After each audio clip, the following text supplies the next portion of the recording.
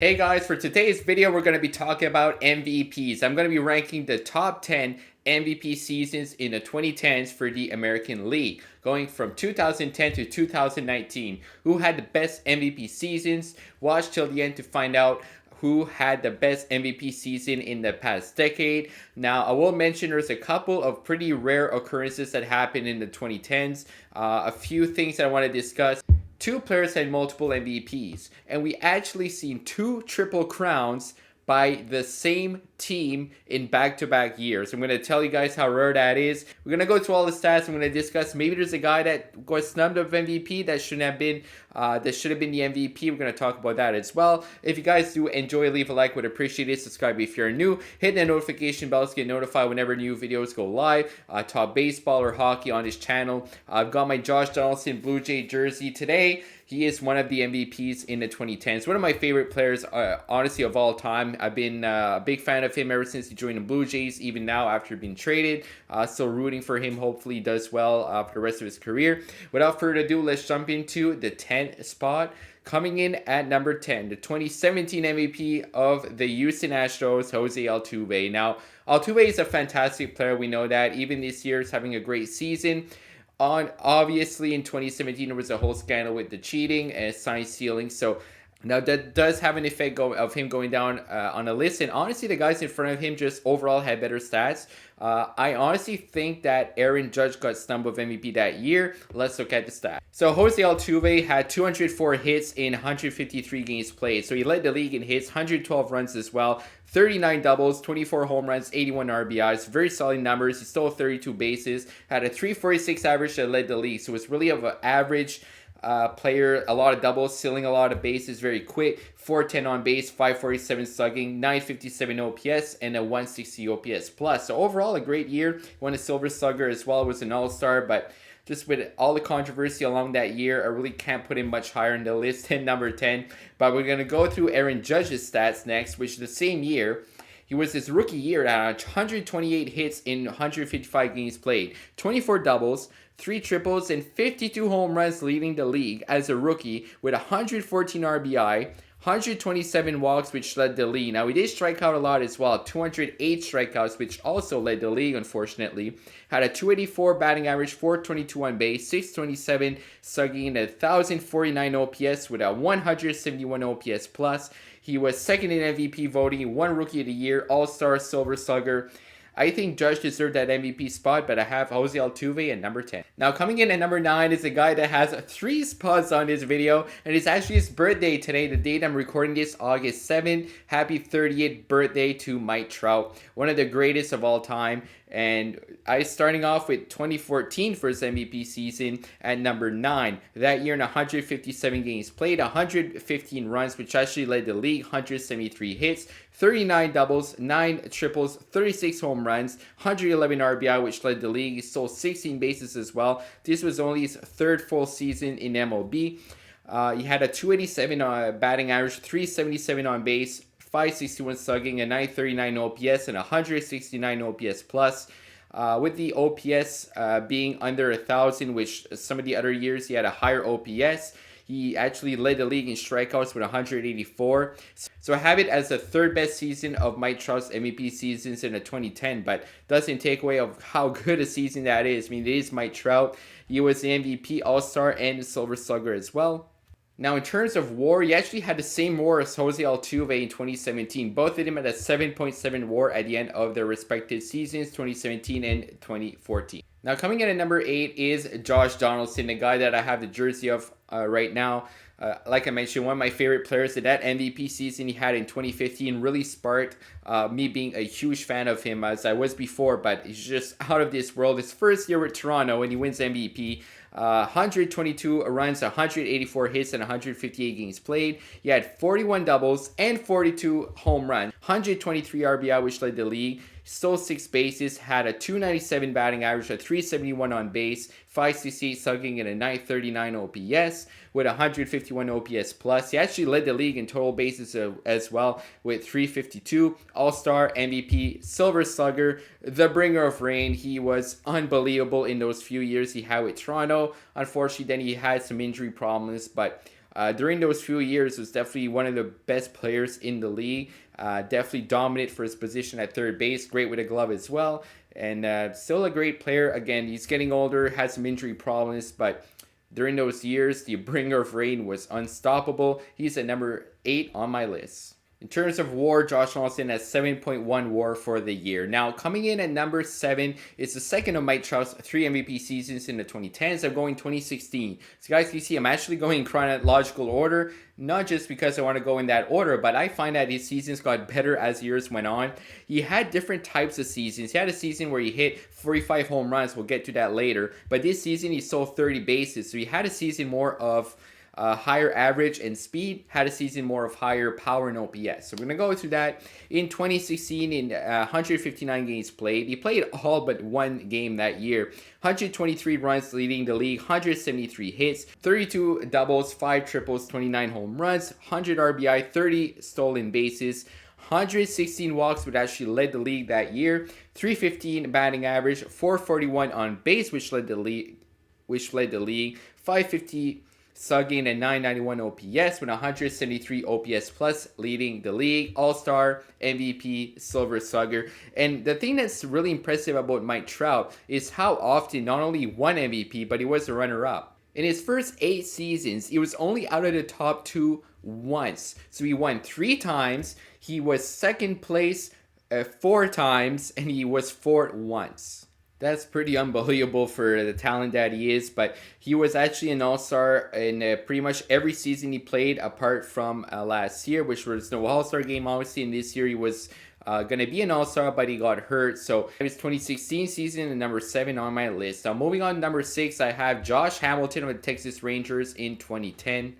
Now, this was a big power year for Josh Hamilton. He won the Silver Slugger that year as well as an All-Star in 133 games. So keep in mind, this is in 133 games, so he played less than a full season. He had 186 hits, 95 runs, 40 doubles, 3 triples, 32 home runs, 100 RBI, so 8 bases, had a 359 batting average, which is insane. He led the league. 411 on base, 633 slugging that led the league, 1,044 OPS that led the league, and he had 170 OPS plus. So Josh Hamilton putting some huge power numbers. Unfortunately, it wasn't really the same later in his career, but he had a season of 43 home runs a couple years after that. So I have Josh Hamilton's 2010 season with the Rangers at number 6. In terms of WAR, he had an 8.7 WAR that year. Now going back to Mike Trout at number 5, he actually had a 7.8 WAR in this year, 2019. Had a higher WAR in 2016 at 10.5 and in 2014 7.7. But I have this 2019 season as the best just because of the incredible power he had. In 134 games played, 110 runs, 137 hits, had 27 doubles, 2 triples, 45 home runs, 104 RBI, stole 11 bases, so still pretty quick with that big power. 291 batting average, of 438 on base, led the league. 645 slugging, led the league. 1,083 OPS, led the league, and you guessed it, 180 OPS plus, he led the league as well. So he led the league in all those categories. 45 home runs, All-Star MVP, Silver Slugger, you name it. Mike Trout he's Mike Trout. He's going to either win MVP or be in the running every single season. If he didn't get hurt this year, he would have definitely been in contention with his buddy Shohei Ohtani on the same team. But, I mean, the way Ohtani is playing, even if Mike Trout's playing the best year of his career, Ohtani's a pitcher and hitter, dominating on both. I don't see how he doesn't win MVP this year. And if we're to rank the 2020s MVPs, he'd probably be number 1 the way he's going. But Mike Trout, 2014, 2016, 2019, unbelievable. 3 MVPs in the same decade. It's crazy. Now we're moving on to the top 4 MVP seasons. And number 4 is a guy that has 2 of the top 4 seasons, Miguel Cabrera, Miggy of the Detroit Tigers. Only a couple of home runs shy of 500 at the time of recording this video as well. So an incredible career, one of the best hitters we've ever seen. Now in 2013, which is actually the second of his back-to-back MVP seasons, had 26 doubles, 44 home runs, 137 RBI. That was in 148 games played with 103 runs, 193 hits. That year he had a 348 batting average, 442 on base, 636 slugging, 1,078 OPS 190 OPS plus. Now, all those stats I just mentioned, batting average, on base, slugging, OPS plus, number 1 in the league, all of those stats that year. All-Star, MVP, and Silver Slugger. All of that with a 7.5 WAR. So you're probably wondering, I mean, he led the league in all of those categories. How can he had a better season? Well, he did. Just stay tuned a little later in the video, because at number 3, we actually have Mookie Betts in 2018 with the Boston Red Sox, and that was one of the best seasons, like calendar year, that I've seen an athlete have. It was absolutely incredible. Now in 2018, not only did Mookie Betts win MVP, not only was he a Gold Glove, not only was he a Silver Slugger, he won the World Series. They welcomed a baby in the world that year, so he became a dad. That is incredible, not only on the field but off the field. Mookie Betts that year was insane. 136 games played, 129 runs, led the league, 180 hits, 47 doubles, 5 triples, 32 home runs, 80 RBI, stole 30 bases, had a 346 batting average, which led the league, 438 on base, 640 slugging, which led the league that year as well, with 1,078 OPS and 186 OPS plus. I mean, just like Mike Trout, which I mentioned a few picks ago, Mookie Betts is a true five-tool player. Power, speed, athleticism, arm, fielding, he's got it all. A leader, and he was a big part of that Red Sox World Series, as he was with a big part of the Dodgers World Series last year as well. Mookie Betts had a 10.7 WAR that year, which brings us to the number 2 and number 1 MVP seasons of the 2010s. And what makes these special? I had them as a lock at number 1 and number 2. Both of these are Triple Crown seasons. You can know how rare that is. There's only been 6 Triple Crown seasons by a pitcher in the 2000s. And I believe that Justin Verlander is the only one to win MVP that same season. In 2011, Justin Verlander won the MVP. He won the Triple Crown. He won the Cy Young. He won everything a pitcher can ask for. So that year, he had 34 starts, led the league. 24 wins, led the league. Had a 24-5 record. 2.40 ERA, which led the league. 251 innings pitched, which led the league. 250 strikeouts, you guessed it, led the league. So led the league, of course, in wins, ERA, and strikeouts, which is the pitching Triple Crown. He had a 0.920 whip, 299 FIP, 172 OPS plus, 6.2 hits per 9, which led the league, 9 strikeouts per 9 as well. So that was one of the best pitching seasons we've seen, of course, not only in the past decade, in the 2010s. He's one of only 6 pitchers to win the Triple Crown since the year 2000. And Justin Verlander, just an incredible career, but that season really stands out as probably his best of his career. And Justin Verlander had 8.6 WAR that year. Which brings us to the best MVP season in the 2010s. The first batting Triple Crown since 1967. In 2012, Miguel Cabrera, who won his first of back-to-back MVPs. And keep in mind, 2011, 2012, 2013, 3 MVPs in a row for the Detroit Tigers. 2 of them back-to-back Triple Crowns. That era of dominance by those players was incredible.